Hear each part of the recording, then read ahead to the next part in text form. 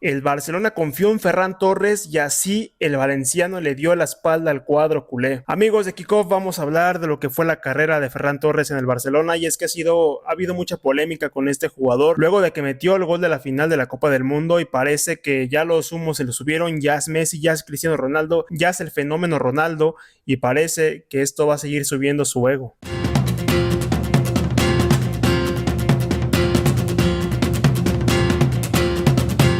Y es que, a ver, vamos a empezar a hablar de Ferran Torres. Él llegó en el año 2022 proveniente del Manchester City por 50 millones de euros, firmando por 5 temporadas. El 3 de enero fue su presentación en el Camp Nou. El valenciano fue petición expresa de Xavi Hernández. Recordemos que Xavi llegó en un momento crucial de la temporada, cuando a Ronald Koeman no le salían las cosas con el Barcelona en aquella temporada 2021. El equipo ni siquiera estaba clasificado a Champions League.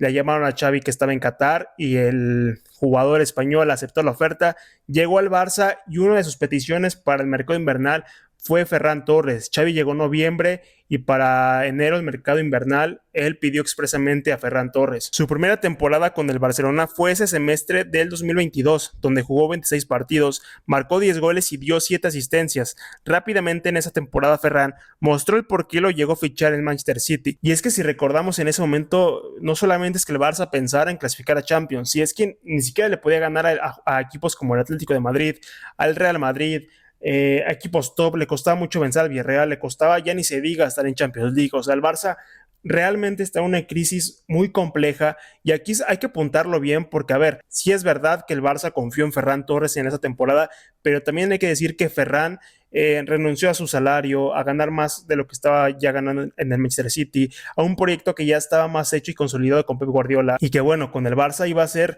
apenas el renacer de una generación que después vimos que sí se dio, pero que en ese momento no se sabía. Y es que, si eres culé o eres madridista, recordarás esa temporada 21-22, donde el Barça pues estaba en esa regeneración de jugadores, de ese paso con Ronald Koeman, con este Valverde, que recordemos que pierden esa Copa del Rey, que solamente pueden ganar la Liga en su última temporada de este Valverde con el Barcelona. Después llega Koeman relegarlo, y bueno, se viene evidentemente la caída del equipo, sale Messi, mucha construcción, jugadores de cantera que algunos ni siquiera tienen los niveles para jugar en el Barça, pero que debidamente por la crisis es que tuvieron que jugar. Por ahí estaba Riqui Puig, estaba Óscar Mingueza, estaba Ferran Jutgla.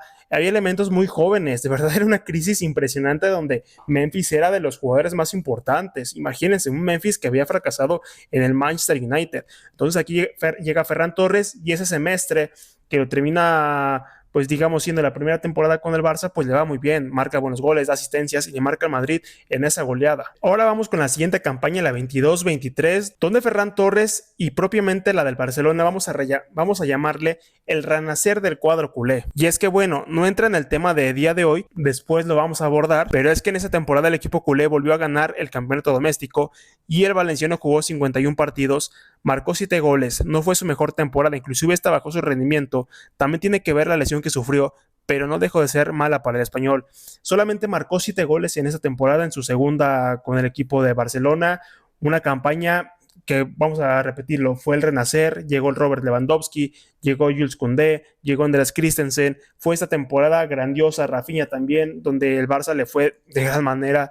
Ansu Fati tomando ya tenía la 10, pero digamos ya tuvo más minutos, tuvo más rodaje. Y recuerdo propiamente que esta temporada la competencia, o los jugadores más señalados en ella, fue Ansu Fati y Ferran Torres. Ansu Fati porque tiene la 10, porque era el hombre de la cantera, de la confianza, y por otro lado tenías a Ferran Torres, que, bueno, seguía siendo la apuesta, seguía siendo este jugador que el Barça pagó una buena cantidad de dinero. Y repito, también el jugador valenciano renunció a su salario, que estaba ganando alto con el Manchester City, y bueno, evidentemente este lazo se conjuntó para que Ferran le fuera bien. Esta temporada no marcó muchos goles, no fue muy importante, fueron más, digamos, importantes otros elementos, que el propio Ferran Torres. Esta temporada pues no le fue todo bien, pero bueno, se seguía manteniendo en ese nivel, siendo un jugador interesante para el cuadro culé. Temporada 23-24, en esta Xavi Hernández vivió su última etapa como culé. Lamine Yamal ya era esa realidad, Cubarsí veía sus primeros minutos, la temporada donde el tiburón jugaba sus primeros partidos como 9 en carril interior.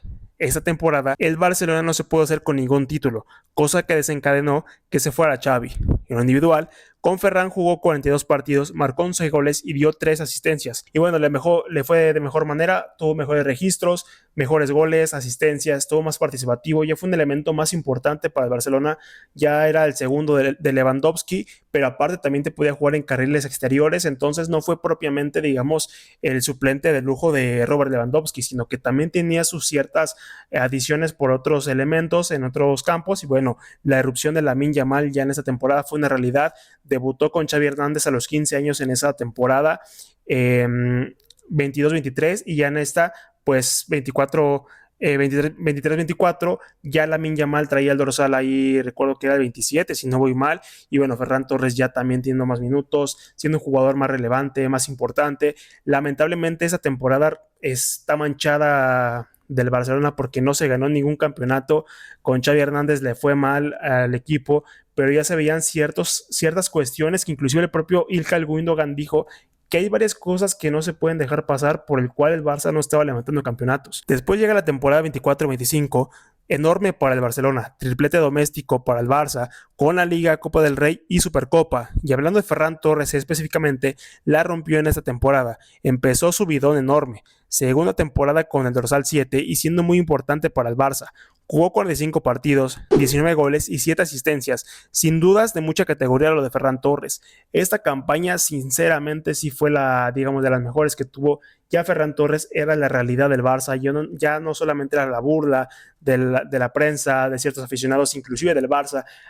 Otra de las cosas malas es que aquí Ferran Torres empezó con estos vicios malos de mandar a callar a la afición. Yo cuando lo veía celebrar, recordarán cuando le hacía así que callaba a la gente, yo pensaba que era el rival o eran las críticas que se le daban, pero parece que iba más a los aficionados culés, que eran los que estaban en el estadio o los que hablaban normalmente, pues, cosas malas de Ferran Torres. Pero bueno, marcar 19 goles y dar 7 asistencias son números muy buenos para un jugador. Entonces ya no era la burla, ya era este jugador que se levantó, que trascendió, que se veía de mejor manera y que bueno, ya por ende es que varias convocatorias de la selección española le llegaron.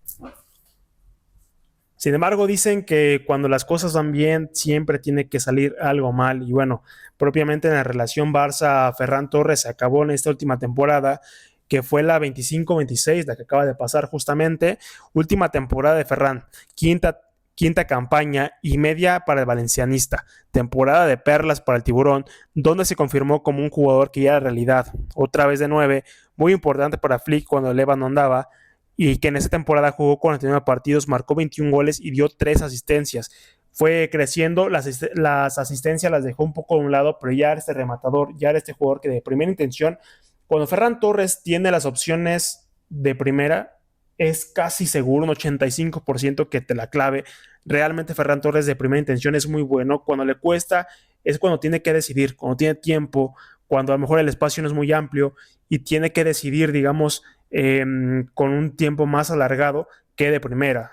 Ferran Torres, evidentemente, cuando está frente al arco, es muy complicado que la falle. Bueno, normalmente, ¿no?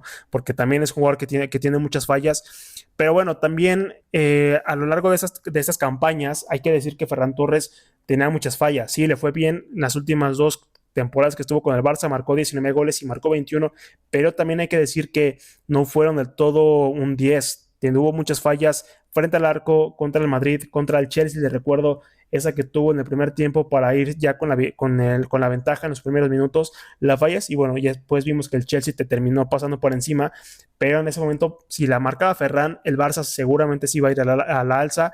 No fue así. Sinceramente creo que ni Ferran Torres le debe algo al Barça, ni el Barcelona le debe nada a Ferran Torres. Creo que es al contrario. Fue una relación donde se compaginó bien el jugador y el club, se respondieron, Ferran dio goles, dio asistencias, marcó más de 60 goles con el equipo culé, fue un elemento que estuvo ahí constantemente tocando puerta, que se levantó, repito, de esos malos comentarios que decían que era malo, que era tronco, y creo yo que te habla de resiliencia y de cómo un jugador se puede anteponer a muchas críticas, porque le llovían por todos lados, y bueno, ya te terminas yendo pues como un héroe, ¿no? Como un jugador importante, a lo mejor no como héroe, pero sí como un jugador importante que dejó una cierta huella en el equipo, porque me parece que Ferran Torres sí dejó huella. No fue su mejor salida, no lo fue, porque creo yo que lo que sí es una realidad es que después de que marca el gol de la final contra el equipo de Argentina en la Copa del Mundo, sí hay un cierto crecimiento de su ego, se siente más importante, me parece, que de lo que normalmente mostró Ferran Torres, pero bueno, a final de cuentas creo yo que esta es una cuestión muy personal de él, yo no comparto lo que terminó siendo Ferran Torres, pero lo que sí es cierto es que a mi perspectiva es que no le debe nada ni el Barça a él ni el jugador al club.